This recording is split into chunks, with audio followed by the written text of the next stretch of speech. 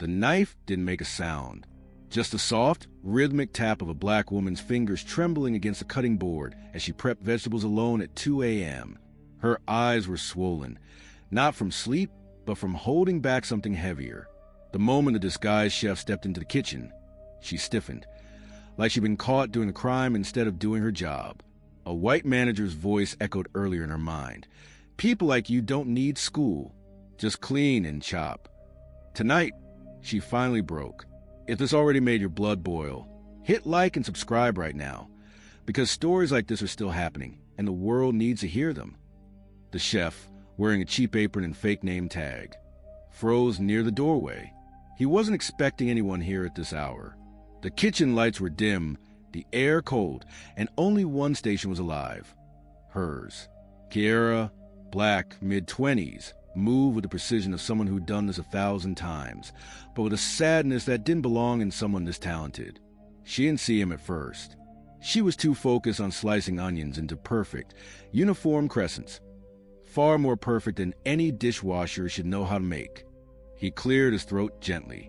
"Hey, you always coming this early?" Her knife paused midair. She turned slowly, her expression flat, but guarded. "I have to finish prep before they arrive." "They?" She hesitated. "Management." She didn't need to say more. He'd already noticed patterns in the past week. The way the white staff clocked in late, wandered freely, laughed loudly, and the way Kiera stayed invisible, working twice as long, twice as hard, never complaining. He stepped closer, pretending to wipe a counter. "You're prepping veggies like a pro. They don't usually let dishwashers do that, right?"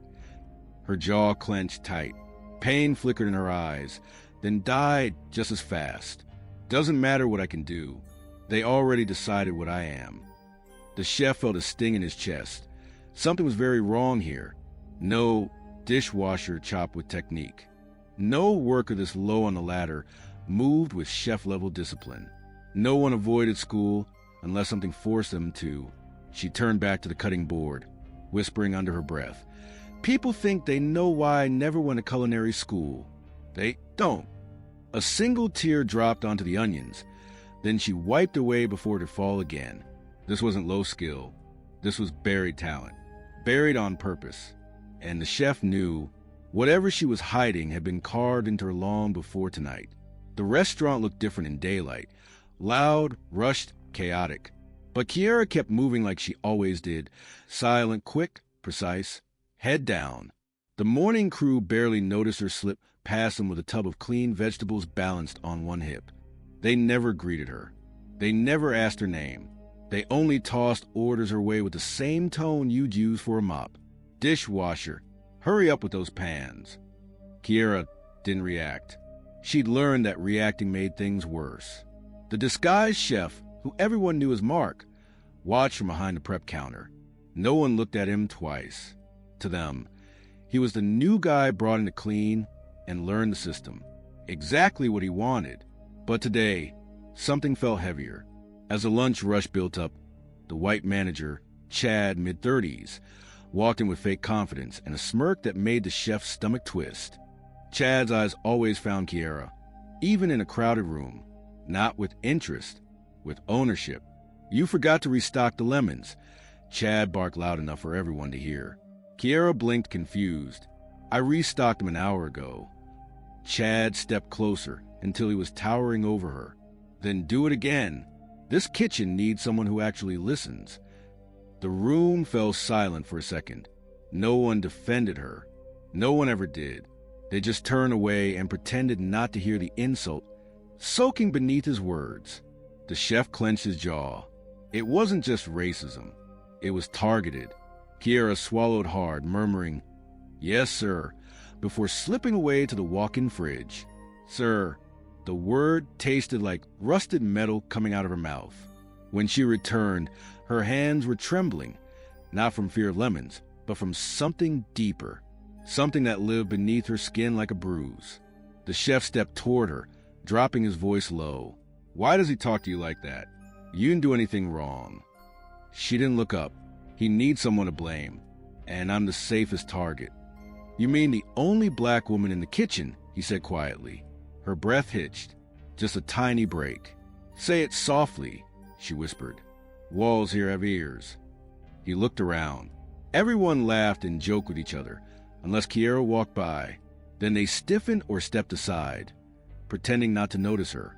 It wasn't just workplace inequality.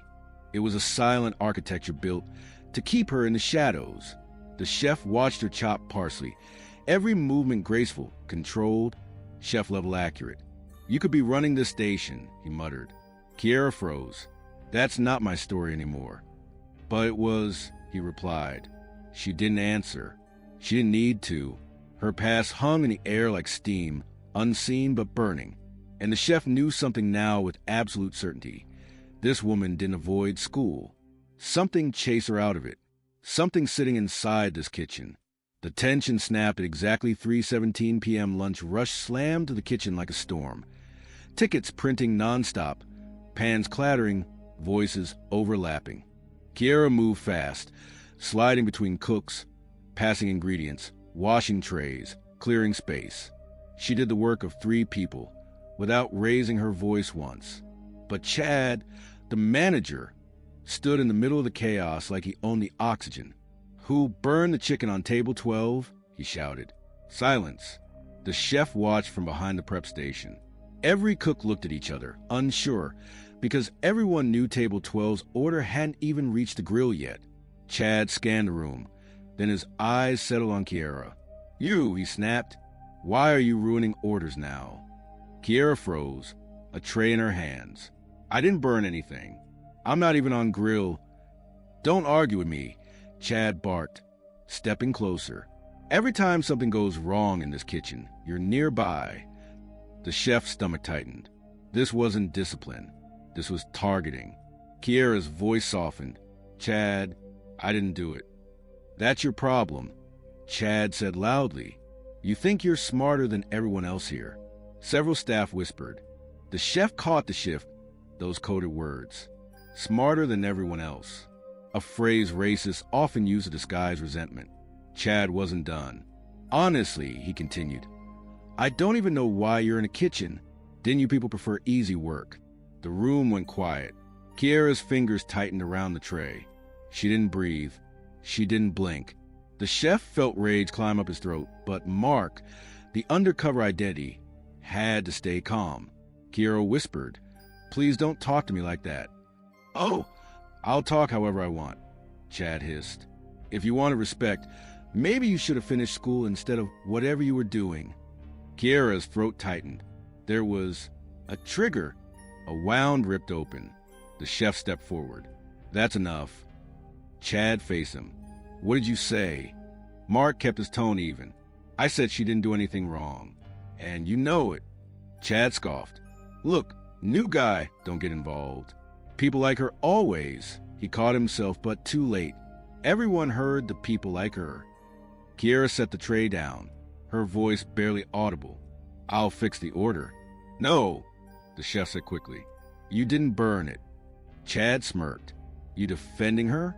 That's cute. Maybe you'll understand when you see her file." "File?" the chef repeated. "Oh, yeah," Chad said proudly. "She didn't go to culinary school. Didn't make it past week 1. Couldn't handle the pressure." Kiera's face turned pale. "That's not what happened." Chad leaned closer to her. "Sure it is. I know everything about my staff, especially the ones who try to act above their position." She looked like she'd been stabbed, not by words, but by a memory she'd buried deep. The chef noticed her hand shaking. Not from guilt, from something she'd carried for too long. He whispered softly, "Kiera, what really happened?"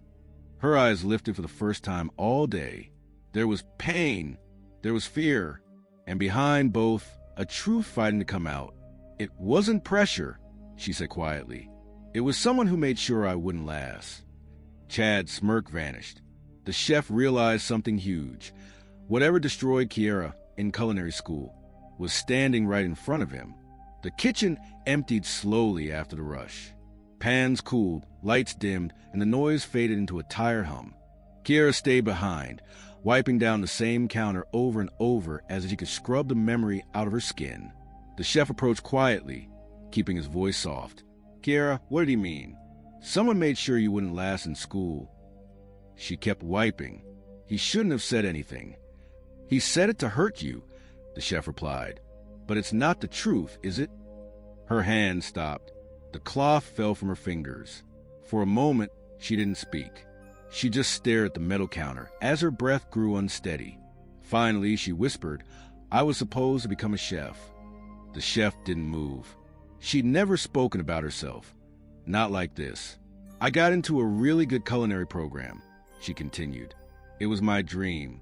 I studied for years, saved every dollar, moved across the city to attend. Her voice softened. But on my second week, I learned dreams don't survive where people already decided you don't belong. He stepped closer.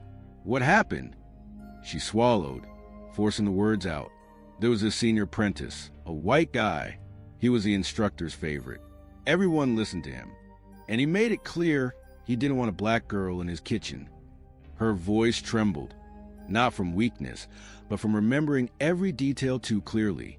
He kept accidentally messing with my station, swapping labels, changing temperatures, ruining my prep. Then he'd smirk and say I was too slow to notice. The chef's jaw tensed. One night, after class, he cornered me, told me the school only let me in for diversity points, said girls like me never make it to the real culinary world. Her eyes glistened. And then he switched my station's ingredients before an evaluation. The chef's stomach dropped. Did the instructors blame you? They didn't even let me talk, she whispered. They said I lacked professional discipline. Gave me a warning. She shook her head, and he wasn't done. She took a breath, steadying herself. 2 days later, during a practical exam, someone with access, left the fridge door open at my station. Meat spoiled, produce wilted, everything ruined. Her voice cracked, and they blamed me again. The chef felt heat rise behind his eyes. And then they dismissed you. Kiara nodded. They said I wasn't ready for a real culinary environment. Her hands curled into fists. They didn't investigate. They didn't check cameras. They just took his word. The chef lowered his voice. Who was he, Kiara? Her breath hitched. She looked toward the manager's office window, where Chad's silhouette was visible through the glass. The chef froze. You're telling me? Kiara nodded once, slow and pained. He was a senior apprentice. He's the reason I left culinary school. The chef's mind reeled. Chad didn't just find Kiara here. He followed her into this kitchen, still watching her, still controlling her, still destroying her chances. And now, she whispered, he's doing the same thing he did then, making sure no one ever sees what I'm capable of. Silence filled the room, heavy, suffocating. The chef realized the truth. Kiara wasn't hiding her past. She was running from a predator who never stopped chasing her. And now, the chef wasn't going to run. Not anymore. The chef didn't sleep that night. He stayed in his tiny rented room above the restaurant, staring at the ceiling, replaying Kiara's words again and again. Chad didn't just sabotage her in culinary school. He'd followed her here. He'd kept her under him on purpose. He'd buried her talent twice. By morning, the chef wasn't just curious anymore. He was done watching. When he walked into the kitchen, Chad was already barking orders, slamming clipboards, acting like a dictator in an apron. The staff moved nervously around him, afraid of catching his attention. Kiara stayed as far from him as possible, moving like a shadow. The chef approached the bulletin board quietly, pretending to read schedules. Instead, he looked for something else: patterns, warnings, write-ups, performance notes. Every single negative report belonged to Black or Latino workers. Every single positive one belonged to Chad's favorites.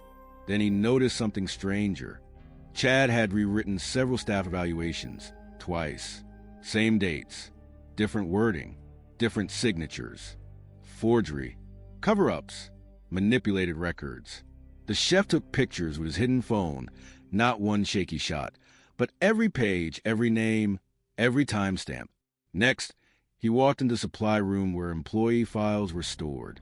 Chad never locked it. Why bother? He didn't expect anyone to question him. Inside, the chef found Kiera's file. When he opened it, he felt his chest tighten. 3 warnings Kiera had never mentioned. Warnings she didn't deserve. Warnings that matched the exact events she said Chad caused back in school.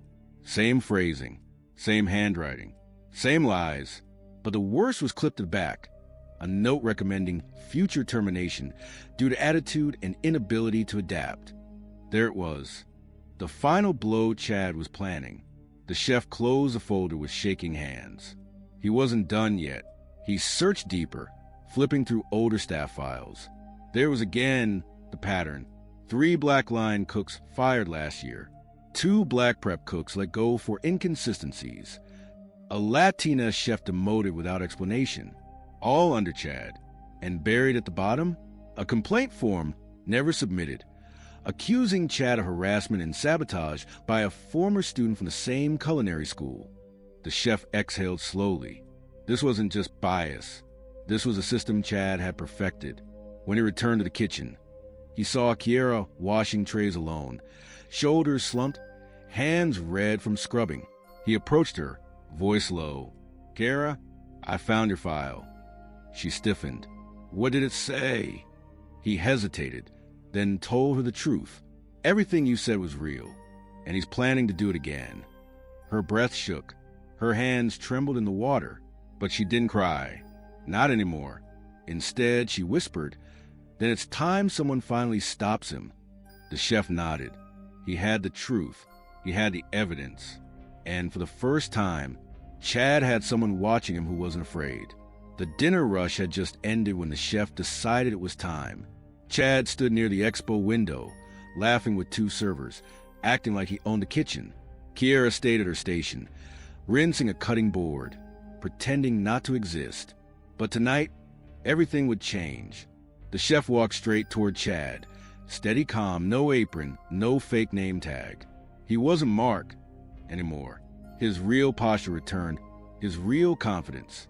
And for the first time since he'd entered this restaurant, he looked like exactly what he was, a man in charge. Chad didn't notice him at first. When he finally turned, his smile faded. "Where's your apron?" Chad asked. The chef's voice was even. "I won't need it anymore."